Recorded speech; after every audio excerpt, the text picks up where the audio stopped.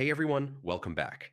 If your Monday.com dashboards are slow or lagging, optimizing them can make them load faster and display data more efficiently. Let's go step by step. Step 1, review connected boards. Dashboards pull data from multiple boards. Remove any unnecessary board connections and ensure only relevant boards feed data into your widgets. Step 2, limit the number of widgets.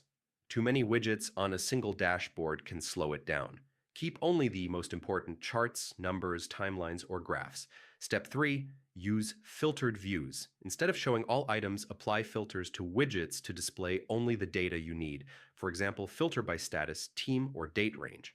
Step 4, optimize mirrored and formula columns.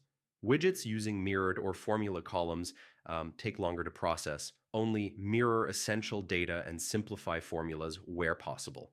Step 5, refresh data strategically. Dashboards auto-update frequently, which can affect performance. Use manual refresh for dashboards that don't need real-time updates. Step 6, archive old or completed items. Widgets pulling from boards with thousands of completed items can slow down performance. Archive old items to reduce load. Step 7, check user permissions. Users without proper board access may cause widgets to load slower as the system checks permissions. Ensure users have the right access. Step 8, monitor and test dashboard speed. After making changes, reload the dashboard and test performance. Adjust filters, widgets, or connections as needed to maintain smooth performance.